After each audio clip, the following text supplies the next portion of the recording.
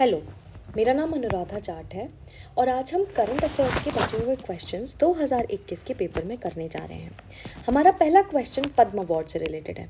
तो एक चीज़ जो हमें हमेशा याद रखनी है इन क्वेश्चंस को करने से पहले कि नेक्स्ट ईयर यानी हमारे साल में पद्म अवार्ड फिर से पूछे जा सकते हैं। यहाँ पूछा गया है कि ये जो अवॉर्डीज़ हैं, ठीक है, इनमें से ये कौन सी फील्ड को बिलोंग करते हैं। ओके, प्रभा अत्रे पहली जो रेसिपिएंट्स हैं ये महाराष्ट्र से हैं और एक रीओन हिंदुस्तानी क्लासिकल वोकलिस्ट रही हैं। ये किराना घराना से गाया करती थी प्रभा अत्रे। तो इन्हें आर्ट फॉर्म के तहत ये दिया गया है। ओके, राधेश्याम खेमका को लिटरेचर एंड एजुकेशन के तहत मिला है पॉस्थ्यूमसली। आपने बहुत फेमस पब्लिकेशन का नाम सुना होगा, गीता प्रेस गोरखपुर। हम में से बहुत सारे लोगों के घर में गीता यहीं से आई होगी, रामायण यहीं से आई होगी, महाभारत, बहुत सारी ऐसी किताबें जो गीता प्रेस गोरखपुर में छपा करती हैं। ठीक है, इन्हें रिकॉग्नाइज किया गया है इनके लिटरेचर और एजुकेशन में कंट्रीब्यूशन के लिए। तो ए का हो गया 5th, बी का हो गया 4th। एक ही ऑप्शन है, ठीक है, ए। सी का हो गया 1st, Natarajan Chandrasekaran, trade and industry. Devendra Jhajharia, ये बहुत इंपॉर्टेंट पैरा एथलीट है हमारे, जिन्होंने इंडिया को ओलंपिक्स में भी सिल्वर मेडल जिताया है। ओके, एंड संजया राजाराम, इन्हें भी पॉस्थ्यूमसली मिला है। इन्हें मिला है साइंस एंड इंजीनियरिंग, एक साइंटिस्ट है। ओके, अगला क्वेश्चन है हमारा 82। हमारे क्वेश्चन में ये पूछा गया है कि इंडिया की position as a global leader in technical textiles के मद्देनज़र national technical textile mission has been approved for certain with a 4-year implementation period 2020-21 से 2023-24 तक। ये किसने करवाया है? Ministry of textiles, government of India ने करवाया है। ठीक है, टेक्निकल टेक्सटाइल को 14 ब्रॉड कैटेगरी में डिवाइड किया गया है depending upon their application. Penetration level of technical textile in India is at 5 to 10% against 30 to 70% in advanced countries. Promotion of innovation among young engineer, technology, science standards and graduates will be taken up by the mission. The National Technical Textile Mission will be implemented through a 3-tier institutional mechanism. यहाँ पे हमेशा एक बात याद रखनी चाहिए आपको, यहाँ हम एक बहुत इंपॉर्टेंट मिशन की बात कर रहे हैं भारत सरकार के। ठीक है, जब भी हम भारत सरकार के बहुत इंपॉर्टेंट मिशन की बात करेंगे तो हमें मोटी मोटी सारी चीज़ें कंसिडर करनी पड़ेंगी। हम नेशनल टेक्निकल टेक्सटाइल मिशन के बारे में बात कर रहे हैं। टेक्निकल टेक्सटाइल को बढ़ावा देने के लिए मिनिस्ट्री ऑफ टेक्सटाइल इंडस्ट्री ने स्टार्ट किया है। ठीक है, तो इसमें से क्या गलत हो सकता है? देखिए, 3rd एकदम सही होगा। 3rd कभी भी गलत नहीं हो सकता। क्यों? क्योंकि इस मिशन के थ्रू ये यंग साइंटिस्ट जो हैं या यंग इंजीनियर्स जो हैं, इनको बढ़ावा दे रहे हैं साइंस की फील्ड में आने के लिए। इसको निगेट करके देखिए, इसका उल्टा करके देखिए कि ये मिशन ये काम नहीं करता है। ऐसा कोई मिशन ही नहीं हो सकता भारत सरकार का जो ये काम ना करता हो, है ना? तो 3rd हमेशा करेक्ट होगा। तो आप ऑप्शन डी को बिल्कुल काट सकते हैं। अब हमारे पास ऑप्शंस बचे 1st, 2nd एंड 4th। इसमें से एक पक्का गलत है। ठीक है, अब क्या गलत है? तो 1st ऑप्शन बिल्कुल गलत है। टेक्निकल टेक्सटाइल जो है वो 14 ब्रॉड कैटेगरीज में डिवाइडेड नहीं है। Technical textile generally 12 broad application based categories में डिवाइडेड है। ओके, जनरली ये एग्रोटेक, ठीक है, बिल्टेक, क्लोथटेक, इस टाइप की कैटेगरीज में जो है डिवाइडेड रहती हैं टेक्निकल टेक्सटाइल। ठीक है, तो आंसर हमारा वैसे ही आ गया। बहुत बेसिक चीज़ है ये, हमें करंट अफेयर्स में बहुत ही बेसिक चीज़ याद रखनी है। वैसे भी अगर आप कॉमन सेंस लगाओगे तो आपको दिखेगा कि 2nd ऑप्शन गलत नहीं हो सकता। ठीक है, कि ये बोल रहे हैं कि हमारा जो पेनिट्रेशन लेवल है साइंस एंड टेक्नोलॉजी की टेक्निकल टेक्सटाइल वाली चीज़ का, वो 5 से 10% है, रादर देन जो एडवांस्ड कंट्रीज हैं जैसे US हो गया, UK हो गया, इनके यहाँ 13 से 70% होता है, जो कि एक बहुत बड़ा क्लासिफिकेशन है, बहुत बड़े परसेंटेज लेवल पे। तो इसको गलत होना बहुत मुश्किल है। ठीक है, अब 3-tier इंस्टीट्यूशनल मैकेनिज्म के थ्रू ये इम्प्लीमेंट किया जा रहा है।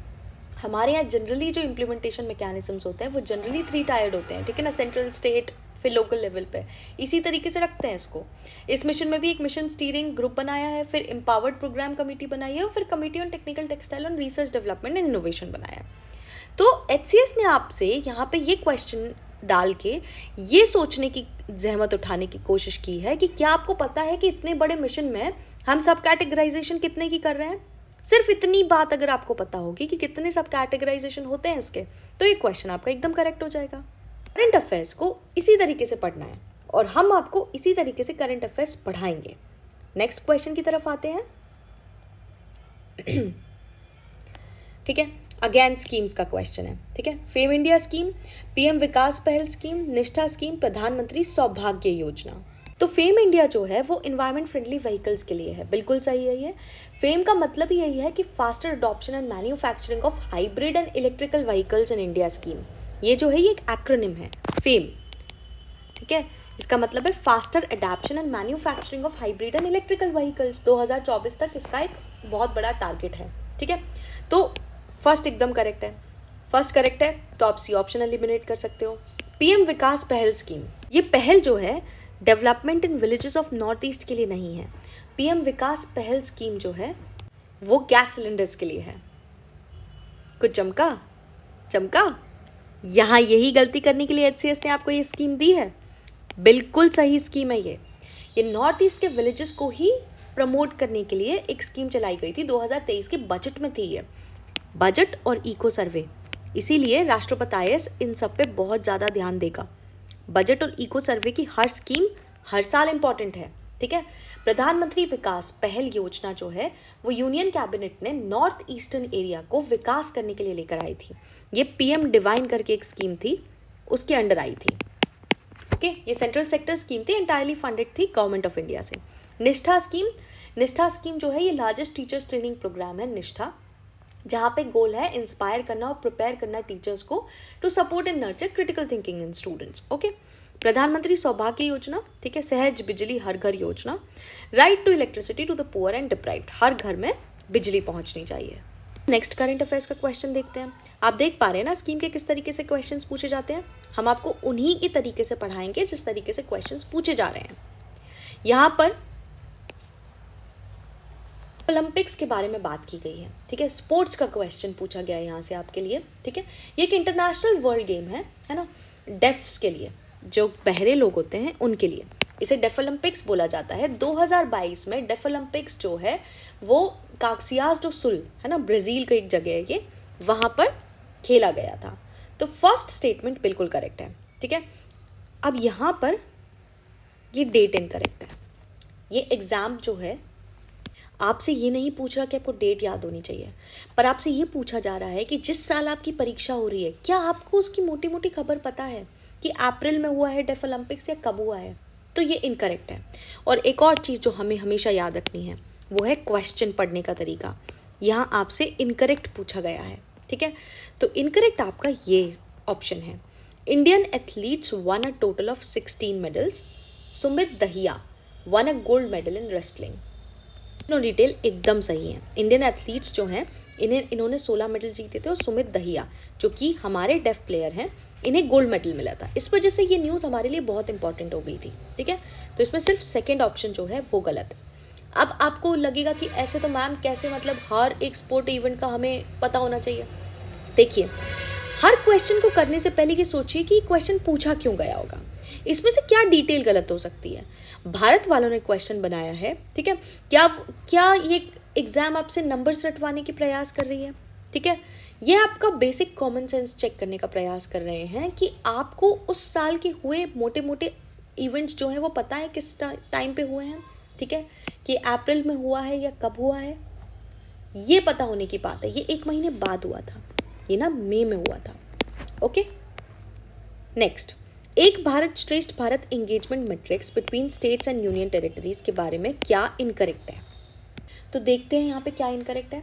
Gujarat, Chhattisgarh, Maharashtra, Orissa, Goa, Karnataka, Chandigarh, Puducherry, Dadar and Nagar Haveli, Daman and Diu, ठीक है। ये पूछा गया है आपसे। तो पहली बात तो आपको ये पता होना चाहिए कि एक भारत श्रेष्ठ भारत पोर्टल जो है ये एक एंगेजमेंट मैट्रिक्स है। एक स्टेट से दूसरे स्टेट में एंगेजमेंट करवाने के लिए एक मैट्रिक्स बनाया गया है ये, ठीक है। और आउटरीच करवाता कौन है, तो ये आउटरीच करवाता है ministry of information and broadcasting, okay. और इसका सही आंसर है थर्ड ओनली, यानी गोवा, कर्नाटका, ठीक है। इनकरेक्ट पूछा है यहाँ पे, ये भी हमेशा याद रखना है। इनकरेक्ट पे आपको हमेशा गोला मारना है, ओके। बाकी तीनों सही हैं, गुजरात से छत्तीसगढ़, महाराष्ट्र से उड़ीसा, चंडीगढ़ पुडुचेरी से दादर नगर हवेली और दमन दीव, है ना। ये वेबिनार में जनरली फोकस किया था गोवा के साथ किसका पेयर था, तो गोवा के साथ झारखंड का पेयर था। ये थोड़ा सा टफ क्वेश्चन है पर हमें पढ़ना ही वैसे है। इस साल ये बहुत ज़्यादा न्यूज़ में रहा था, ठीक है। यहाँ पे क्या करते हैं यहाँ पे प्रोमिनेंट राइटर्स जो होते हैं, academics जो होते हैं, आर्टिस्ट जो होते हैं इन पर्टिकुलर स्टेट्स के, वो एक्सचेंज करते हैं आइडियाज़ कि मतलब इन दो स्टेट्स में ऐसी क्या बात है जो इन्हें यूनाइट करती है। ये क्यों करा जाता है कि एक भारत श्रेष्ठ भारत, ठीक है, कि हमारे पास इतनी सारी डाइवर्सिटी है लेकिन फिर भी हम एक देश हैं, इसको हाईलाइट करने के लिए। ऐसे बहुत सारे क्वेश्चंस और बहुत सारी ट्रिक्स लेके राष्ट्रपति IAS आपके लिए लेकर आया है कोर्स हरियाणा PCS का। Do check it out, don't miss it. Time बहुत कम है आपके पास, हर जगह जाकर अपना टाइम रिसोर्स बर्बाद करने की जगह एक ही सोर्स से, एक ही जगह से टॉपर स्ट्रैटेजी के साथ हरियाणा PCS क्लियर करिए। Thank you.